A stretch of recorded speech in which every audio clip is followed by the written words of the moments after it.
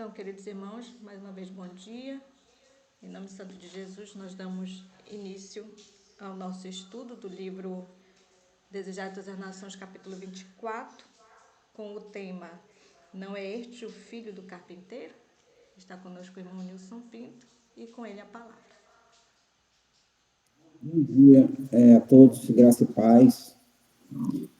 Bom dia, graça e paz. Bom dia, graça e paz. Meus irmãos e minhas irmãs, todos comigo bem, que a gente, nessa madrugada, tem esse privilégio de aprendermos um pouquinho todos juntos a palavra do Senhor e é importante termos, buscarmos o Espírito Santo para termos o discernimento. Qual é a mensagem hoje para nossas vidas? Porque se estamos aqui, isso mostra a grande misericórdia, a grande bondade de Deus, o grande amor dele para conosco. Isso quer dizer que nós ainda temos algo a exercer neste dia em benefício do nosso próximo e em nosso benefício, para que possamos assim nos habilitar para morar nos céus. E eu quero, por bondade, que os irmãos possam acompanhar a leitura de hoje, está no livro de Lucas, capítulo 4, nós vamos iniciar a ler a partir do versículo 16. O tema dessa manhã não é este o filho do carpinteiro? É uma pergunta, não é este o filho do carpinteiro? E Lucas 4, se vocês quiserem acompanhar comigo, versículo 16. E ele chegou a Nazaré, onde fora criado. Segundo o seu costume, ele entrou na sinagoga no dia do Shabat e levantou-se para ler. E ali foi-lhe entregue o livro do profeta Isaías. E, tendo aberto o livro, achou o lugar em que estava escrito: O Espírito do Senhor está sobre mim, porque me ungiu para pregar o evangelho aos pobres. Ele enviou-me para curar aos quebrantados de coração, para pregar libertação aos cativos e restauração da vista dos cegos, para pôr em liberdade os oprimidos, para pregar o ano aceitável ao Senhor. E ele, fechando o livro, o deu novamente ao ministro, e assentou-se, e os olhos de todos que estavam na sinagoga estavam fixos nele. E ele começou a dizer-lhe: Neste dia se cumpriu esta escritura em vossos ouvidos. E todos lhe davam testemunho e se maravilhavam das palavras de graça que procediam de sua boca. E eles diziam: Não é este o filho de José? E ele lhe disse: Certamente me direis entre este provérbio: Médico, cura-te a ti mesmo. Tudo que nós temos ouvido, o que temos feito em Cafarnaum, fazer eu também aqui na terra. E ele disse: Em verdade eu vos digo que nenhum profeta é aceito na sua própria terra. Mas, em verdade eu vos digo que muitas viúvas existiam em Israel no dia de Elias, quando o céu se fechou por 3 anos e 6 meses, e houve grande fome por toda a terra. Mas a nenhuma delas Elias foi enviado, senão a Sarepta, uma cidade de Sidom, a uma mulher que era viúva. E muitos leprosos haviam em Israel no tempo do profeta Eliseu. E nenhum deles foi purificado, senão Naamã, o sírio. E todos na sinagoga, ouvindo estas coisas, ficaram cheios de ira. E levantando-se, expulsaram da cidade e o levaram até o cume do monte em que a sua cidade estava edificada, para poderem precipitá-lo dali. Mas ele, passando pelo meio deles, seguiu o seu caminho. Amém.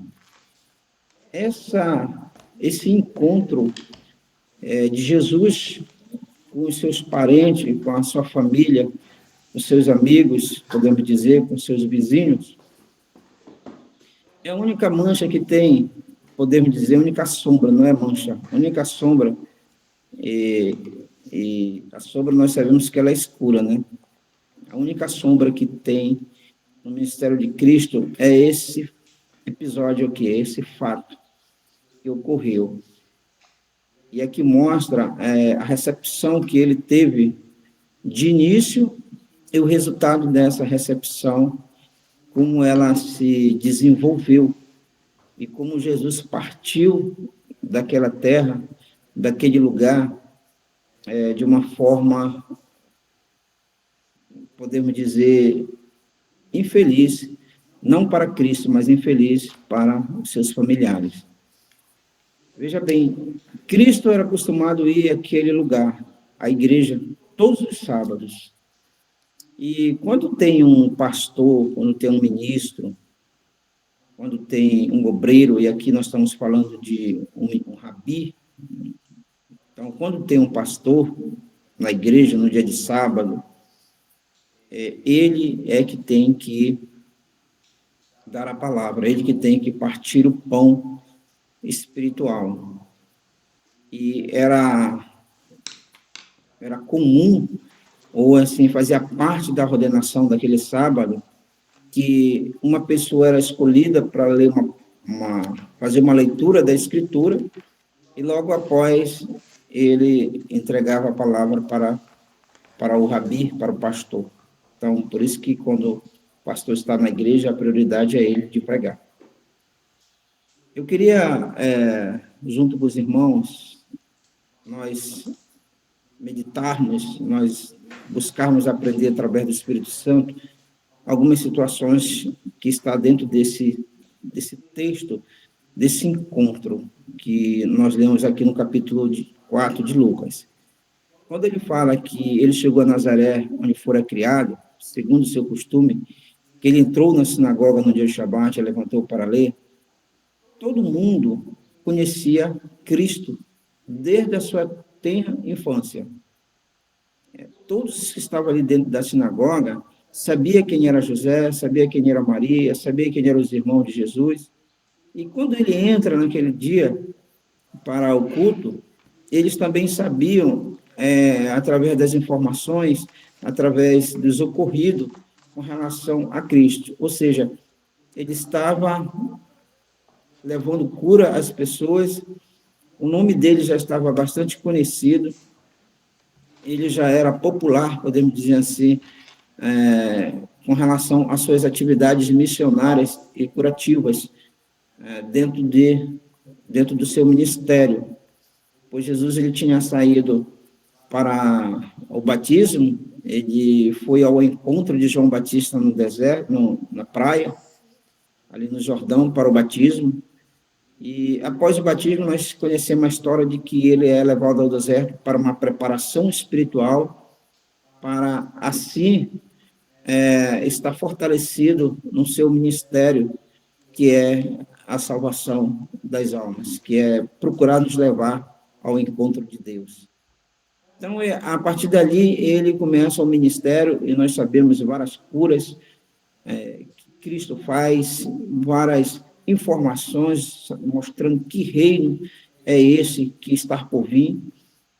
E, então, isso foi percorrendo as cidades circunvizinhas, e todos começaram a conhecer a Cristo com relação à benfeitoria que ele vinha fazendo. Então, quando ele entra ali, as pessoas estão nas expectativas e toda a igreja se concentra o olhar para ele.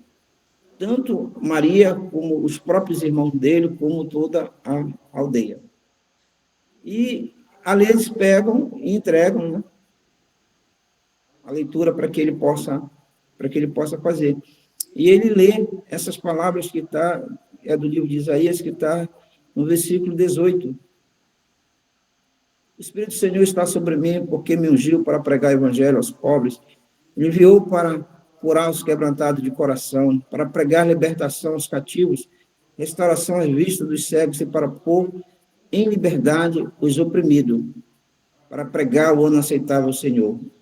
Quando ele fala pregar o ano aceitável ao Senhor, na verdade é para que eles saibam que o dia do Senhor está próximo e a sua justiça também está próxima.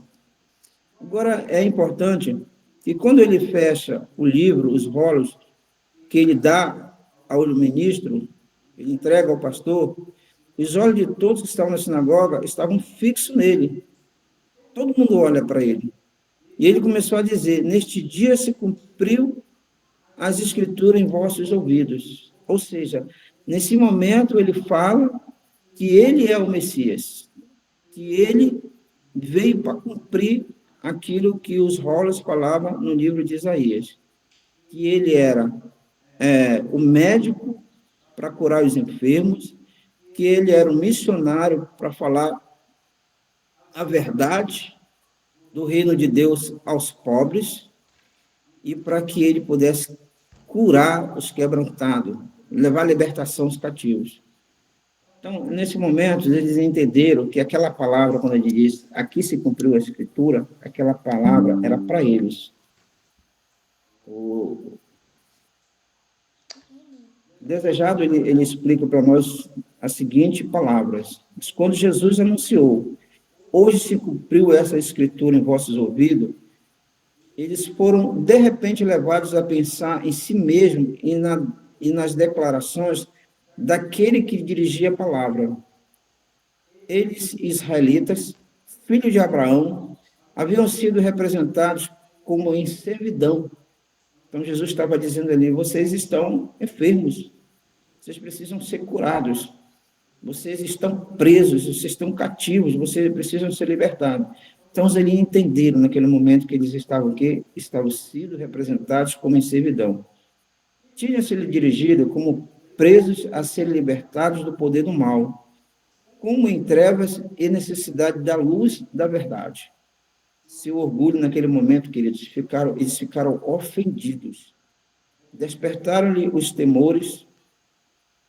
As palavras de Jesus indicavam que sua obra por eles havia de ser de todo diverso do que desejavam. Seus atos deviam ser intimamente examinados. Não obstante, sua exatidão nas cerimônias exteriores recuaram da expressão daqueles puros penetrantes olhos. Ou seja, naquele momento, eles ficaram agitados. Por que eles ficaram agitados? Porque essa palavra, porque essa explicação mexeu com aqueles espíritos. Porque, veja bem, os israelitas, eles ainda, apesar da escravidão, eles ainda se achavam o povo único e exclusivo de Deus. Eles ainda achavam que aquele jugo pesado de um país estrangeiro, ou seja, dos romanos, ia ser resolvido. Que Cristo, que o Messias, que o Salvador viria com um poder, com uma glória estritamente humana, estritamente para tirar do trono o imperador romano. E aí eles voltarem ao passado, que o passado foi de muita glória terrestre, muitos países foram dominados pelos israelitas, muitos países ficaram sob o jugo israelitas. Nós vemos, por exemplo, na história de Salomão, o quanto ele foi reconhecido por toda a terra, e quanto eles deram tributos a ele. Então, eles queriam de novo essa glória. E o pensamento deles era que esse Messias vinha com essa glória para, assim, tomar aquilo que eles achavam que eram de direito. E, nesse momento, Cristo fala sobre o quê? Fala sobre a questão espiritual. Fala sobre o que está aprendendo eles. E o que estava aprendendo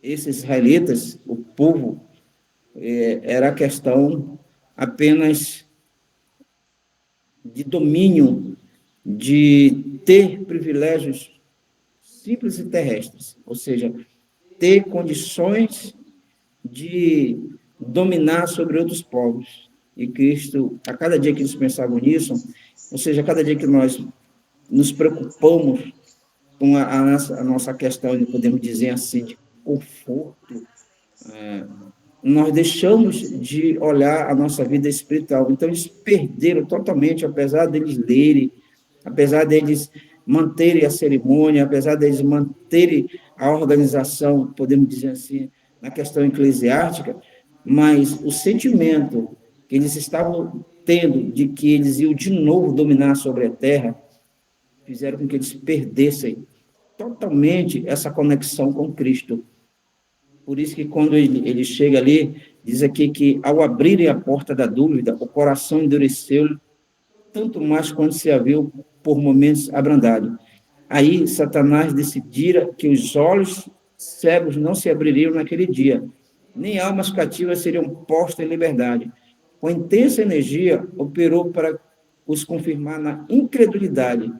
Não fizeram caso do sinal já dado, quando haviam sido comovidos pela convicção de que era seu Redentor que lhe estava dirigido. Então, quando Cristo, aqui no versículo 21, onde ele diz assim, e ele começou a dizer, neste dia se cumpriu essas escrituras em vossos ouvidos. Aqui era para ter dado glória a Deus. Aqui era para ter reconhecido Cristo como esse Messias, como esse ungido tão esperado. Mas o versículo 22 diz para nós que todos lhe davam testemunho e se maravilhavam das palavras de graça que procediam de sua boca.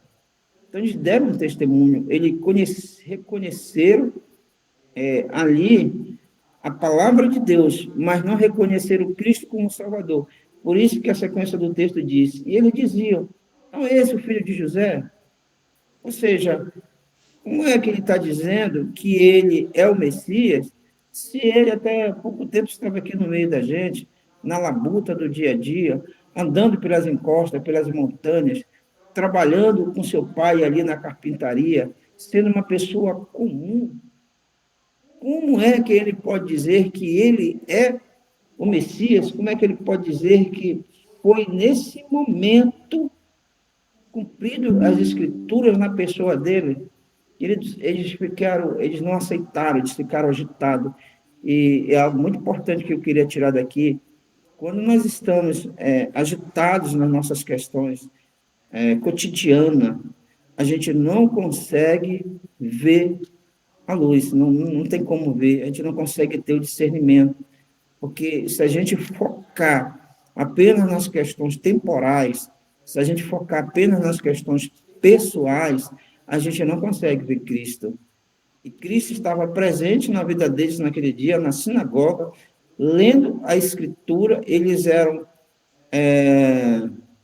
cientes e conhecedor dessas escrituras, tanto é que eles estavam esperando esse Messias, mas a preocupação em volta de querer ter um domínio sobre outros povos fez com que eles não o reconhecessem. A gente não pode parar nossa mente sobre a questão temporal e a questão pessoal. Tudo que nós passamos, nós temos que dar glória a Deus, diz a palavra, porque tudo que nós passamos tem um sentido para a nossa vida em questão de melhoria espiritual. E aqui, no versículo 23, Jesus diz assim, certamente me direis este provérbio, médico, cura a ti mesmo, tu que nós temos ouvido que tens feito em Cafarnaum, também faz aqui na tua terra. Então, o que ocorreu ali? Ocorreu que eles acharam que Jesus estava falando bobagem, acharam que Jesus estava enfermo, e o que eles esperavam, curas, eles esperavam curas. Ele diz aqui no final, faze também aqui na tua terra. E ele disse algo muito importante lá no versículo 24. Ele explica aqui no versículo 24, que diz que nenhum profeta, ele tem honra na sua terra, nenhum profeta ele tem honra na sua terra. E ele vai além mais ainda, ele diz no versículo 25, que diz, mas em verdade eu vos digo, que muitas viúvas existiam em Israel no dia de Elias, mas para onde Elias foi? Ele foi para uma viúva que não fazia parte da linhagem israelita, mas só que essa viúva, ela acreditava, ela de alguma forma, ela tinha fé, e ela aceitou a palavra do profeta. Então, diz para nós que, aqui na palavra de Deus, diz, mas em verdade vos digo que muitas viúvas existiam em Israel no dia de Elias,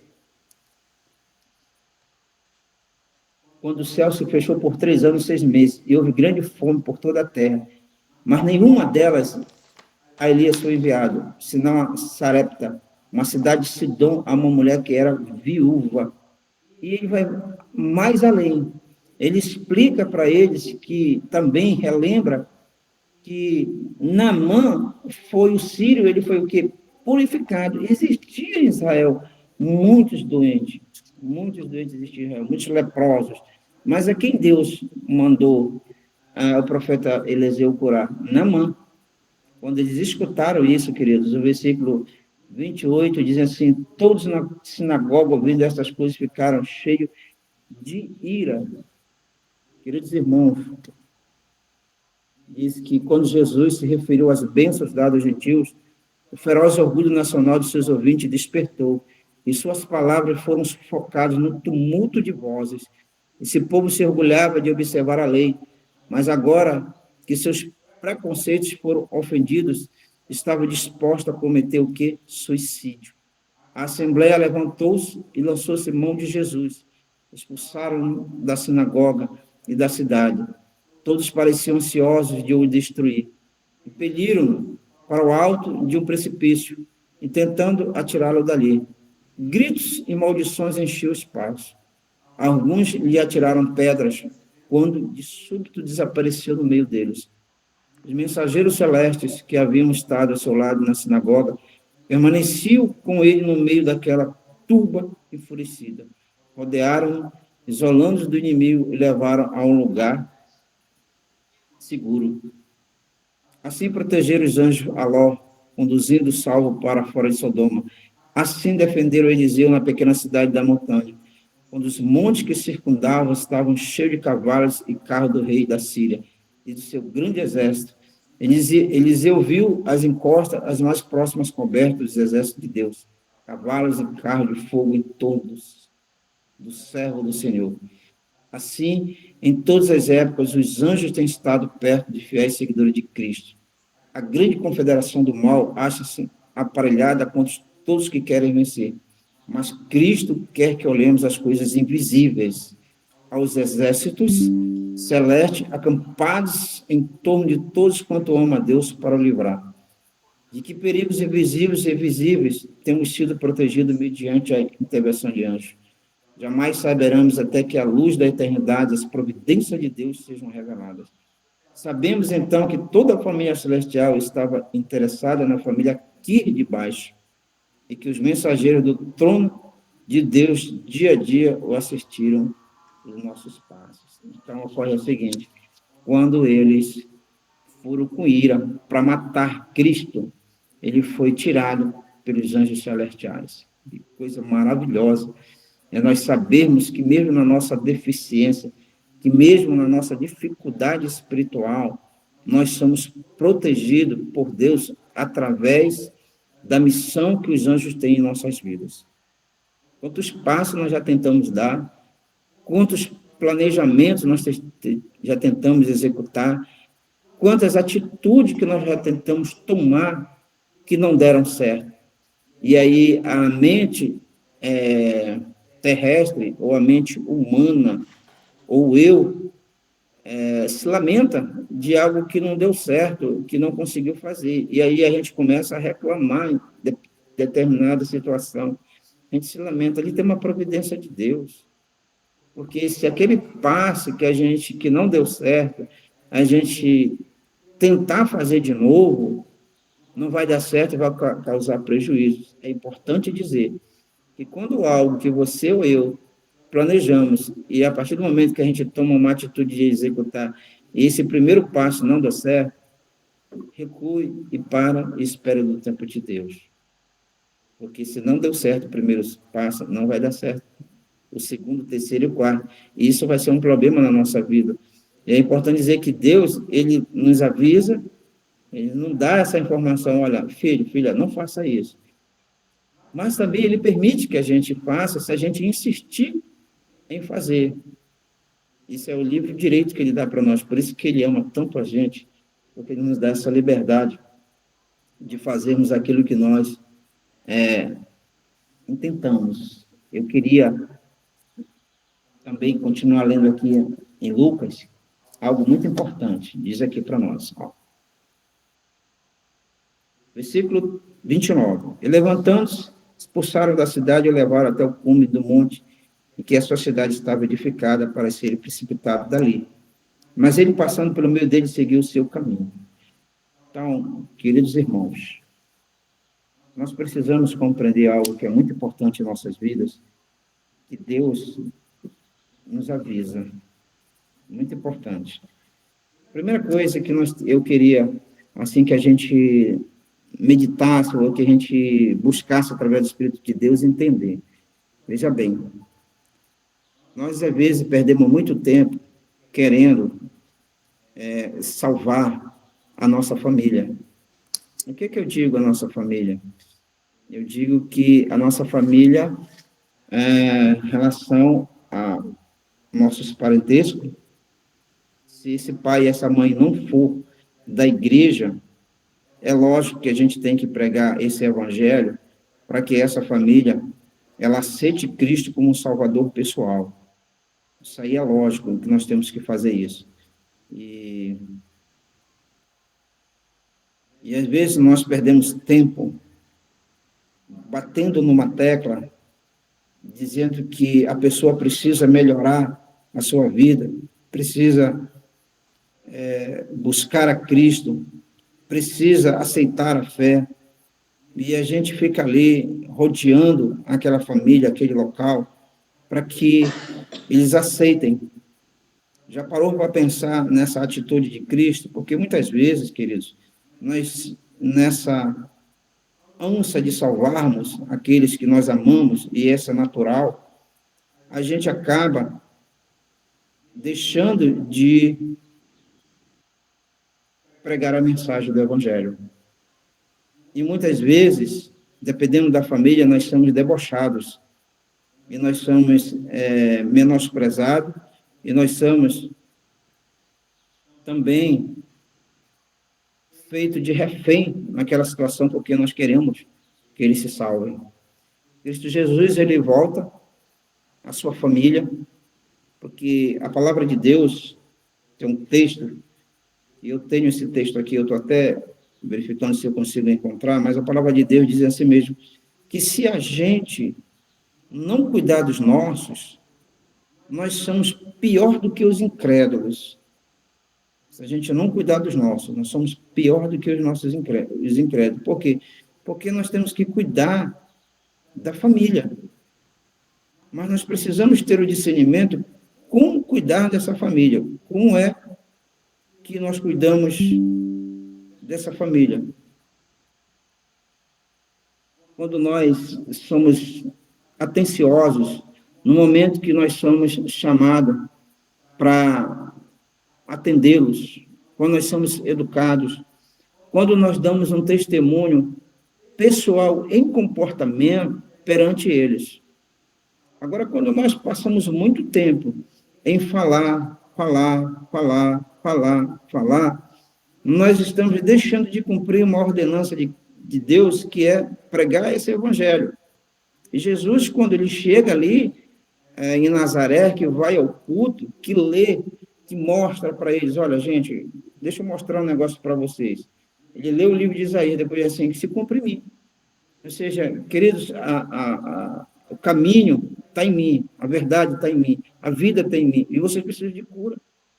Vocês precisam de uma cura espiritual, porque o que vocês, a ordenação que vocês estão vivendo, a forma religiosa que vocês estão vivendo, está errado, porque vocês não têm amor, vocês não têm bondade, vocês não têm misericórdia com ninguém.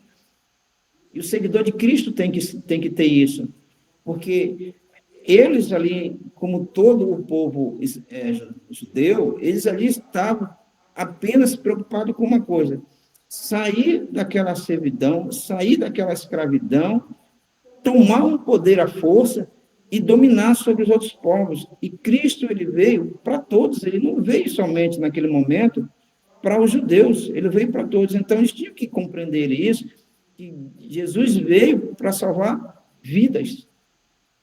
Jesus veio para salvar vidas. E a gente quer salvar vidas, que não é o nosso papel é apenas levar as pessoas a Cristo. André levou os irmãos a Cristo, achamos o Messias, e apresentou o Messias para eles. Então, a nossa função é apresentar Cristo. E nós queremos salvar o nosso pai, que é incrédulo, a gente quer salvar a nossa mãe, a gente quer salvar o nosso filho, a gente quer salvar o nosso marido, a gente quer salvar a nossa esposa, a gente quer salvar a nossa tia, o nosso tio, os nossos familiares, que são incrédulos. Esse não é o caminho. Você deve sim apresentar Cristo e a palavra de Deus, como Cristo apresentou à sua família, ao seu povo ali, onde ele foi criado, onde ele conviveu. Mas eles não aceitaram. Se eles não aceitaram, o que aconteceu? Ele partiu. Ele foi embora, para que realmente as pessoas que querem ter uma vida em comum com Cristo, são pessoas que querem viver a eternidade. Ele fez, e nós temos que entender e compreender isso. Você imagina o seguinte, se Cristo tenta ali dialogar, se Cristo tenta ponderar, o que teria acontecido? Não. A palavra é essa, ok? Vocês se iraram, vocês ficaram chateados, então eu vou sair. E diz o testemunho que ele ainda voltou uma vez e alguns que estavam ali na sinagoga, alguns ainda o aceitaram e foram seguidores de Cristo, mas foram muito poucos. Assim é a nossa família. Se a nossa família tem 10, vamos dar um exemplo, se tem 10 membros dentro dessa família, e você é, dentro dessa família, o que está procurando obedecer a Cristo, está procurando seguir a Cristo, está procurando uma melhoria na tua vida espiritual, alguém vai te observar dentro dessa família. Vai observar como você trata cordialmente, vai observar como você se coloca para ajudar, vai observar com a maneira que tu te comporta, vai observar. E essa maneira em que você vive com a tua família, vai fazer com um ou outro também aceite o Evangelho. Eu creio que todos aqui que estão nessa sala têm famílias que não são do Evangelho. Eu creio também que tem pessoas que estão pregando aí 10, 20, 30 anos, pregando para dentro dessa família, e está deixando de pregar o Evangelho a quem precisa. Profeta na sua família, na sua casa, ele não tem honra. No seu povo, ele não tem honra. Mas ele pode levar alguns para Cristo pelo testemunho. Eles começaram a observar, aqueles que estavam atentos, começaram a observar que quando ele partiu de Nazaré, o que aconteceu com o ministério dele? Quantas pessoas enxergaram, quantas pessoas andaram, quantas pessoas ouviram, quantas pessoas o amaram. E aí, opa, tem sentido naquilo que ele falou naquele sábado. Diz para nós, aqui no testemunho, diz, mas não foi apenas a ausência da glória exterior na vida de Jesus que levou os judeus a rejeitá-lo. Ele era a personificação da pureza e eles eram puros.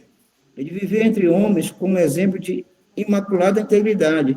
Sua vida irrepreensível projetava luz sobre o coração deles.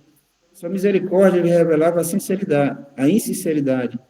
Ela manifestava o vazio de sua pretensa piedade e mostrava a iniquidade em seu odioso caráter. Essa luz era mal recebida. Quantas vezes você não foi julgado? Quantas vezes você não foi... as pessoas tiraram chacota de ti porque você professa uma religião em que você não se alimenta de uma forma diferente, você se veste de uma forma diferente, e você fala de uma forma diferente. Quantas vezes um pai não disse, uma mãe não disse para um jovem, para um filho, rapaz, menina, essa roupa de velha, menino tem que comer carne. Eu lembro que meu pai falou isso para o meu filho pequeno. Isso aí é coisa do teu pai e da tua mãe, come uma carne. Quantas vezes isso aí é uma chacota da nossa religião, uma chacota da nossa fé. Isso aí é dizer que não aceita Cristo. Quantas vezes nós passamos por isso diariamente, quem sabe alguns quase todos os dias, porque vivem dentro de um lar em que são ali únicos e são massacrados pelas pessoas para viver igual elas, e essas pessoas estão sendo dominadas pelo mal para confrontar você, para saber onde está a tua fé, para saber até onde tu vai e manter essa fidelidade para com Cristo. Se Cristo houvesse chamado a eleição para os fariseus, ele exaltasse o saber e a piedade, teria o saudado com alegria. Mas quando ele falou do reino do céu como uma dispensação de misericórdia a toda a humanidade, estava apresentando aspectos da religião que eles não suportavam. Seu próprio exemplo e ensino nunca havia sido um modo de tornar desejável o serviço de Deus.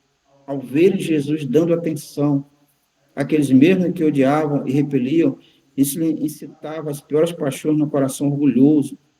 Não obstante sua vanglória de que, sob o leão da tribo de Judá, Israel seria exaltado à preeminência sobre todas as nações, teriam podido sofrer a decepção de suas ambiciosas esperanças, de preferência suportar a reprovação de Cristo a seus pecados e a repreensão dos que sentiam mesmo pela presença de sua pureza. Queridos irmãos, eu queria concluir e dizer para cada um de nós que nós precisamos reconhecer esse carpinteiro. Sua profissão era essa, ele foi ensinado com o Pai. Nós precisamos reconhecer nas pessoas Jesus. E é muito claro que as pessoas que estão com Cristo são pessoas humildes. São pessoas que procuram, dentro da sua humildade, revelar Cristo no seu dia a dia. Não de uma forma apenas teológica, ou seja, não de uma forma apenas no cumprir as obrigações religiosas. Porque a gente pode estar indo à sinagoga, a gente pode estar indo na igreja, cumprindo tudo com relação à ordenação religiosa, mas nosso coração pode estar tendo preconceito para com os demais de fora. A gente pode estar achando dentro do nosso coração que só quem merece a salvação é quem está dentro da igreja. E foi lido claramente que é mais fácil uma pessoa que está lá dentro de uma favela usando droga, é mais fácil uma menina que está prostituindo seu corpo dentro de uma boate, é mais fácil um mendigo que está na rua jogado ali sem um cobertor, é mais fácil uma pessoa depravada, é mais fácil uma pessoa que é ruim, que é mal, ser convertida para o Evangelho, ser convertida em Cristo e viver na eternidade, do que aqueles que professam uma religião, batem no peito e dizem que estão salvos. O que mostra que nós estamos caminhando os passos de Jesus é que quando nós somos propícios, ou quando nós somos habilitados, ou quando nós somos aptos para ser pessoas que estão disponíveis para ajudar o próximo, para ser pessoas que têm o coração aberto, uns vários aleijados, vários cegos, vários surdos, que vieram até Cristo para dizer: Senhor, eu preciso de Ti. A pior coisa é quando nós achamos que nós não precisamos de Jesus. Muitas vezes nós queremos tomar passos e decisões por nosso entendimento e não procuramos Jesus. Aí dá errado e a gente fica culpando outros, culpando Cristo e não traz essa culpa para nós mesmos, achando que fatores externos foram que contribuíram para aquele plano não ser bem sucedido. O que nós precisamos compreender é que a religião, que Cristo Jesus está aberto a todos. Eu fico muito triste, eu tenho observado em mim essa situação, e eu fico muito triste quando a gente abre a palavra de Deus para fazer um culto na igreja, quando a gente abre a palavra de Deus para dar um estudo, quando a gente abre a palavra de Deus para dar uma informação, a gente fala de tudo, menos de Jesus. A gente fala de alimento, a gente fala de vestido, a gente fala de sábado, a gente fala de as 2.300 tardes e manhã, mas não fala de Cristo. Como? E a gente não vive Cristo como deveríamos viver. Como a gente deve viver Cristo? É ser obediente à sua palavra, é ser obediente a Ele, é buscar o Espírito Santo para compreendermos. E nessa manhã eu queria pedir a Deus, através do seu Santo Espírito, que a gente ame a Cristo, porque se eu amar a Cristo, eu vou amar o meu próximo. Que a gente não perca tempo rodeando a nossa própria casa, lutando sem Cristo para dizer para esse filho, larga as drogas, larga a prostituição, larga isso, larga aquilo, vem para a igreja, tu não vai te salvar se eu não estiver na igreja. Acaba com isso. A única forma desse menino, dessa menina, desse marido, dessa esposa ir a Cristo, é quando eu silencio para ela e grito para Deus em oração. E que quando ela precisa, eu estou disposto a ajudá-la naquilo que for mínimo necessário, sem distinção. Que Deus abençoe cada um de vocês. E que a paz de Jesus Cristo esteja nos teus corações e no teu lar. E na certeza que toda a tua oração, que todo o teu choro, que toda a tua lágrima, Deus vai dar em resultado da tua família salva. Mas que esse testemunho é teu. Amém.